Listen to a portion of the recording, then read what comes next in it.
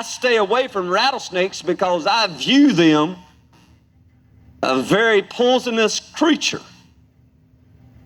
So I don't approach them unless I got something that I can take care of them with.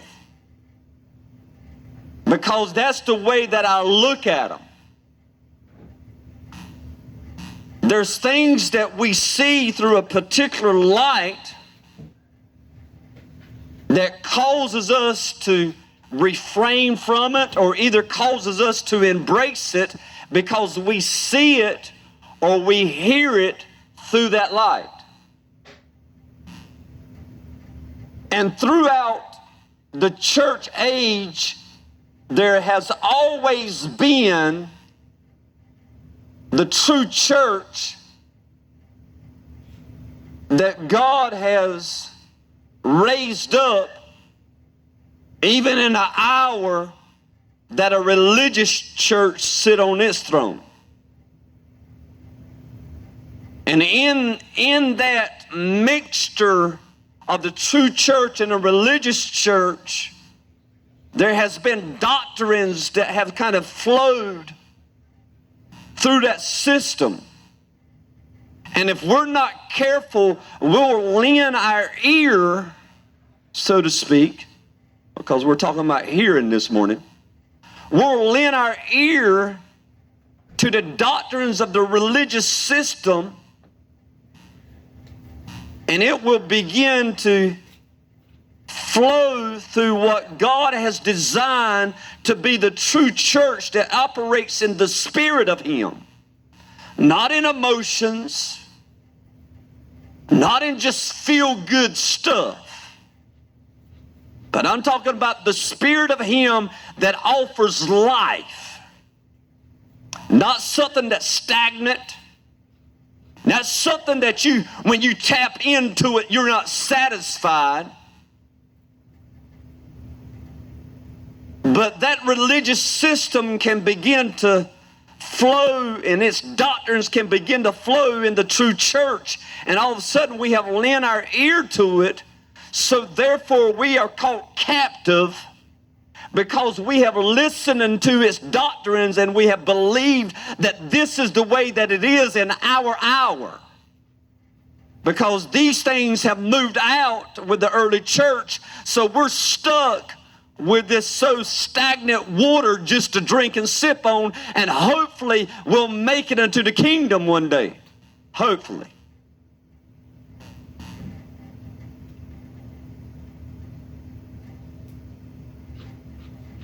And if we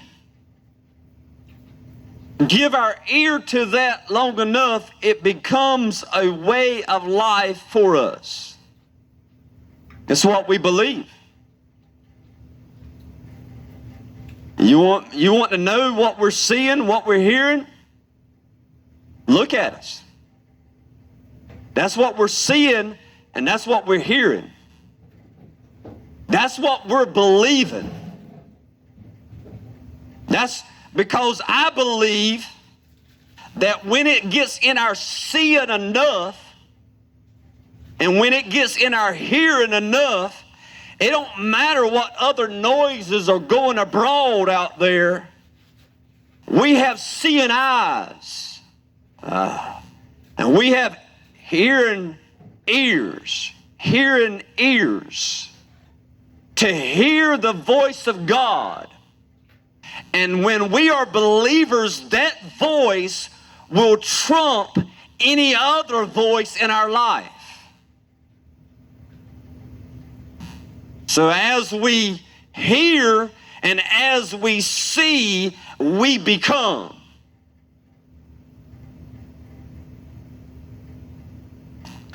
So our worship is a certain way because that's the way that we see it. That's the way that we hear it. So therefore, because oftentimes we feel like that we're not worthy to have seeing eyes and hearing ears, then we just look at the surface of things and we look across the board of a religious system and we say that this is the way that religion does it. So we become the product of what we see and what we hear.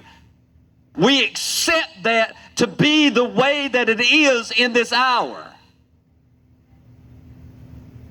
So now we have places such as, I think, California that would tell the church that they can't worship. They can't praise God. Can't sing.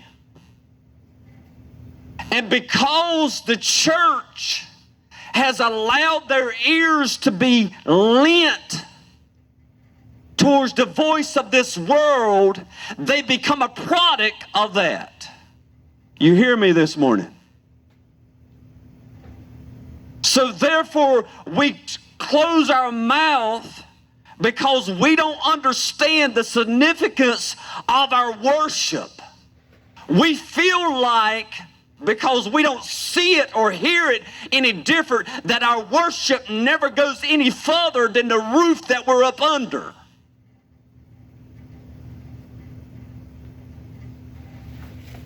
And we fail to understand that there is a holy God that had asked us to worship and to praise Him. So it's in this hour that we must understand that God is giving us eyes to see and ears to hear in every area of His kingdom.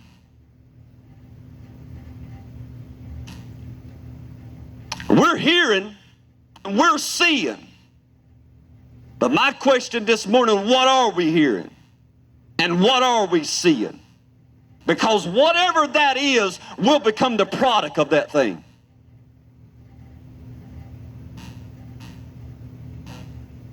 We need to understand that God has given us the ears to hear and not this world. So let us not lend our ear to the world, but let us lend our ear to the one that gave us ears to hear.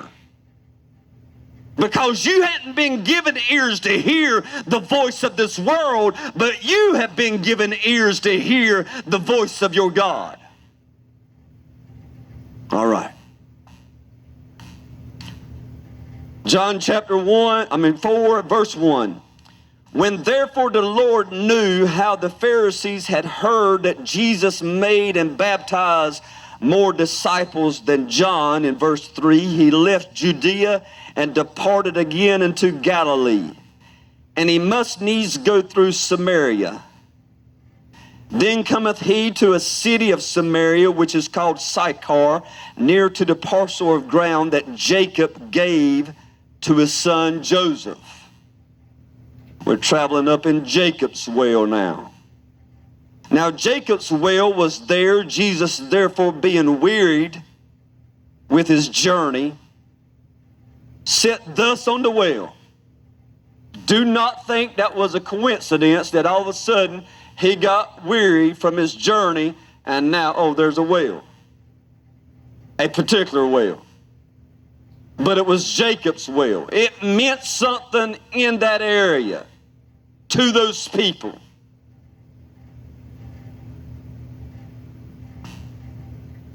And Jacob's well was there. Jesus, therefore, being wearied with his journey, sat thus on the well, and it was about the 6th hour. There cometh a woman of Samaria. Just happened to be a Samaritan woman. To draw water, Jesus saith unto her, give me to drink. What we have read thus far and what we'll continue to read is not coincidence. In verse 9, then saith the woman of Samaria unto him, how is it that thou, now he's dealing with something. All of a sudden, she is beginning to pull out of her heart what she views, what she sees, what she perceives, and what she hears. And she has become a product of what she has seen, and also what she has been taught. She has become that product. So out of this place, she begins to pull out of, and she's revealing, not even realizing that she's revealing, but she's revealing where she's at. Does that make sense?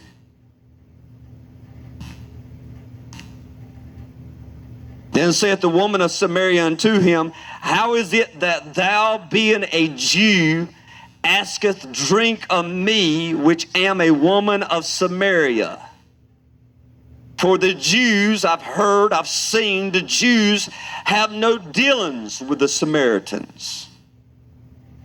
Jesus answered and said unto her, If thou knewest the gift, if you only knew the gift of God, you wouldn't remain in that mindset of feeling like that the Jews don't have no dealings with the Samaritans and I shouldn't be talking to you right now. But if you just knew the gift of God,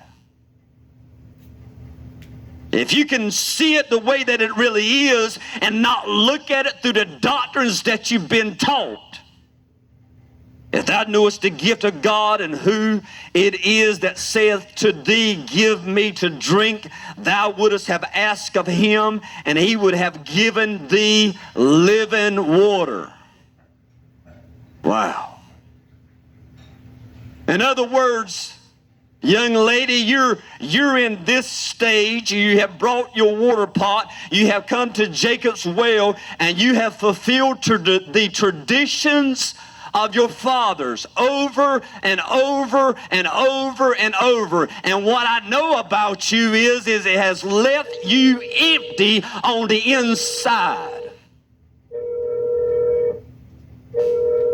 Now you're reaching into those places, and the reason that I'm sitting on this well is because I understand the significance of this place to you.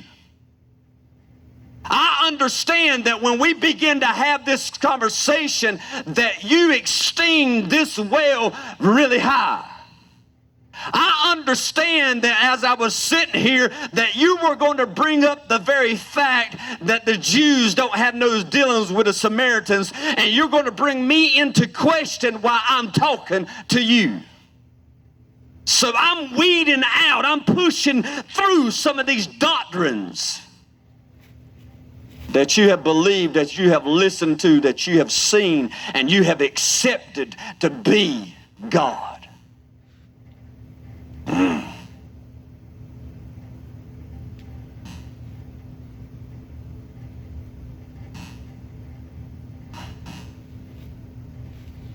Verse 10 again, and Jesus answered and said unto her, If thou knewest the gift of God and who it is that saith to thee, Give me to drink, thou wouldst have asked of him, and he would have given thee living water. The woman saith unto him, Sir, thou hast nothing to draw with, and the well is deep. Do you see where she's looking from? You don't have anything to draw from. The well's deep. It's my perspective. It's the way that I see it. This way I've heard it. I've heard that this well's deep. I don't see anything in your hand to draw with. From whence then hast thou that living water? This is the only thing that I know that exists around this area, around these parts, is Jacob's well. And where do you have anything to draw from? Art thou, listen to her, art thou greater than our father Jacob? You think she's esteeming him pretty high right now? Which he gave us this well, and we're going to protect it. I'm getting right into our kitchen this morning. Which gave us the well, and drank thereof himself and his children and his cattle. Art thou greater than our father? Do you understand that this is what she has been taught about this place?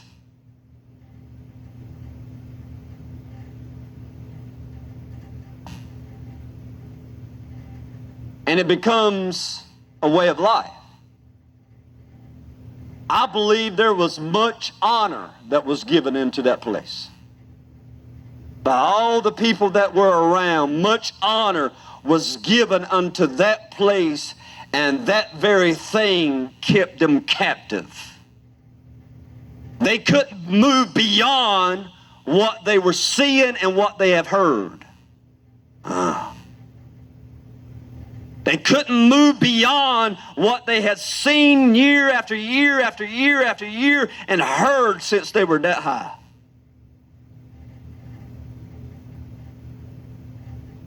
So they become a product of their society or what their fathers have raised them up in, and Jesus was coming to deal with it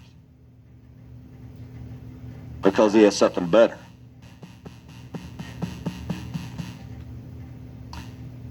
See, it weren't surface. It weren't natural. It was something that she was getting ready to tap into, that she's going to leave everything that she had brought because she'd found something.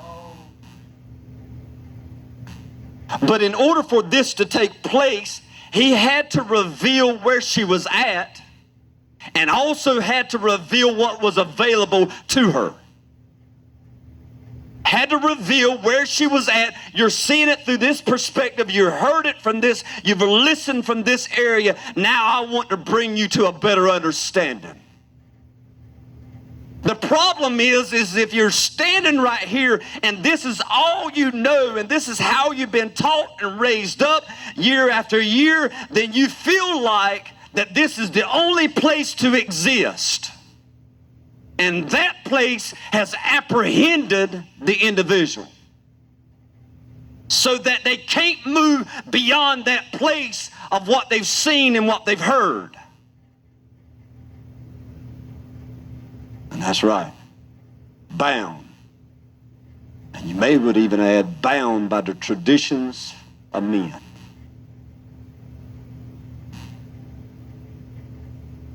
And their experiences. And maybe it's because of the traditions of men that they lack the experiences of God.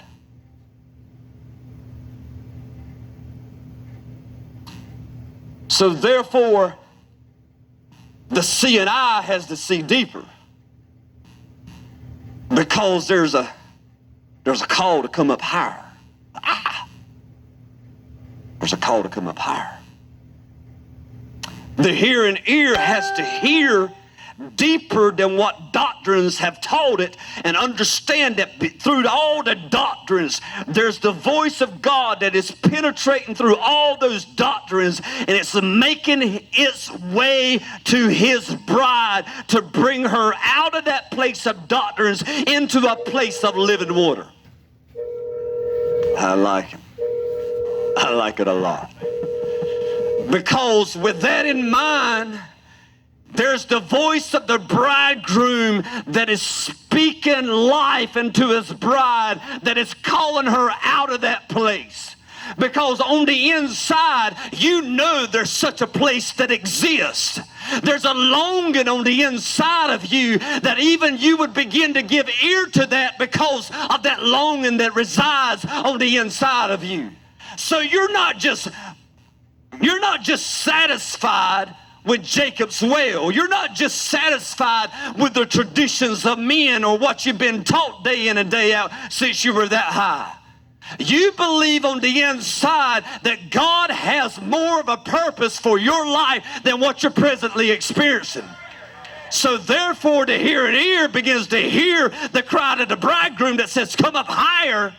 And then you begin to answer and say, I want to come up higher. I want to hear God. I weep in my sleep. I want to hear. Because I know it's in the hearing and the seeing that it begins to move me. And I become the very product of what I'm hearing and what I'm seeing.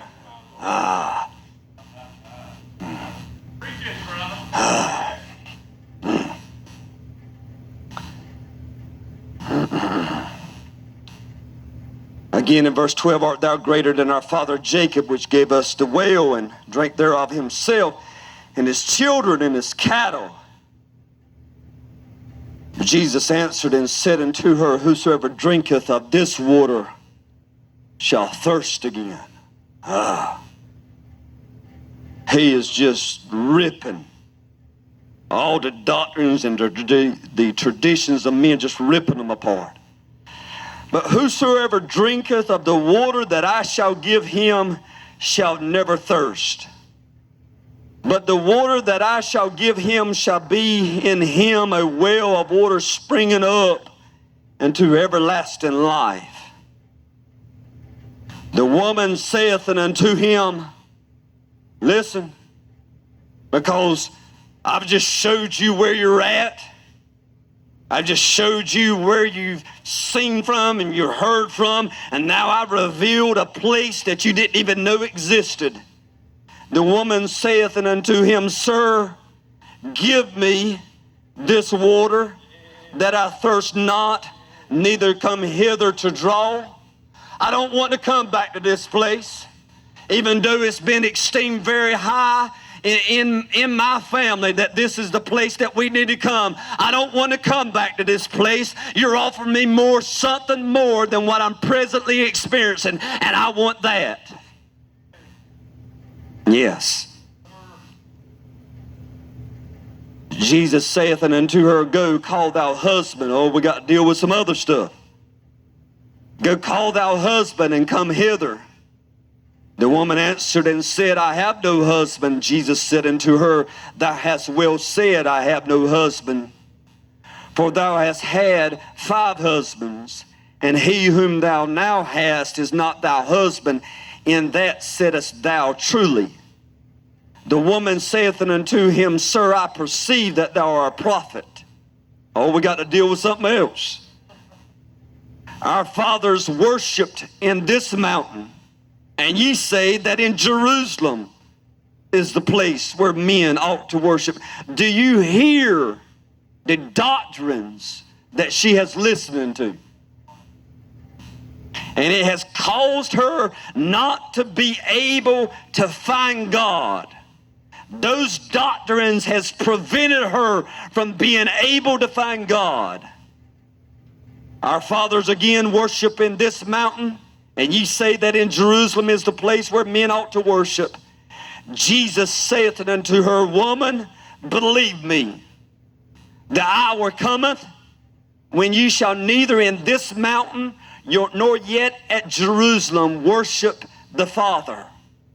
Ye worship you know not what. We know what we worship, for salvation is of the Jews. But the hour cometh, and now is. I like that. The hour cometh, and it even now is, when the true worshipers shall worship the Father in spirit and in truth. For the Father seeketh such to worship him. So it's not about going into this mountain and worship to no avail, and it just becomes a sound that never reaches beyond the platform or where we're standing. But he's bringing a greater understanding that it says God is a spirit, and they that worship him must worship him in spirit and in truth. The woman saith unto him, No, I know that Messiah cometh, which is called Christ. When he is come, he will tell us all things. Jesus saith unto her, I that speak unto thee am he. And upon this came his disciples and marveled that he taught with the woman. Yet no man said, What seekest thou, or why talkest thou with her? Even the disciples were doctrinized with that doctrine.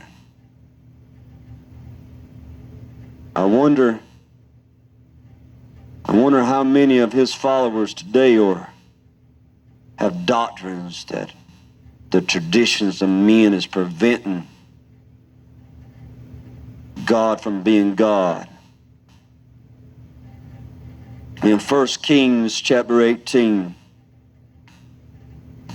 y'all hang in there. 1 Kings chapter 18. Y'all good? Need to stand up or anything? Good? 1 Kings chapter 18. You know, I said a while ago that I believe that the drought of yesteryear can prevent us from being able to hear what God is wanting to do in this season right now. If we're not careful, we'll just hear what the drought of yesteryear has taught us, and we'll keep that mindset all the way through. In order for there to be a change, we have to hear what God is saying in this hour, right now, and jump on board with it. That's why I say it's very important that we have ears to hear what the Spirit of the Lord is saying. Eyes to see, ears to hear. 1 Kings chapter 18 and verse 41, it says, "And Elijah said unto Ahab," now I want to bring you to a place of understanding. There was a drought that was taking place in this hour of water. No water to be found. I believe it was like 3 years that the drought, no rain had fallen, the brooks were being dried up, and there was a small supply of water. Do you get that? And in that setting, if you're there, unless you're hearing beyond the surface, unless you're seeing beyond the natural, because if you're not careful, you'll walk by that brook and you'll look down it and you won't see any water. Say, Lord, drought. It's dry. The ground is parched. This is the place we're going to die. From that place of experience, from that place of drought, it has given the body of Christ a mindset that drought is brought into the next day, that drought is brought into the next day, and that drought never ends because of what we have experienced in yesteryear. You get me? And the only thing that can begin to change the perspective of what we see and what we hear is that we see deeper than what we're seeing presently. Does that make sense? That we hear beyond the norm, because I promise you in that hour that the community was talking about the drought that had been taking place for 3 years. I promise you it was a conversation that they were having amongst themselves, and the woes of me were being thrown out there. I promise you that. So in order to get out of those woes, so to speak, they had to begin to lend an ear to God. God, what are you saying in this hour? I understand that there was a drought that was coming, and it's came. But what are you saying in the next hour? When is the drought going to end? Because I want to give ear. I don't want to become a product of yesterday. I want to be a product of what you're saying in this hour. If you're saying a drought today, then I'll live in the drought, and I'll believe you in the middle of the drought.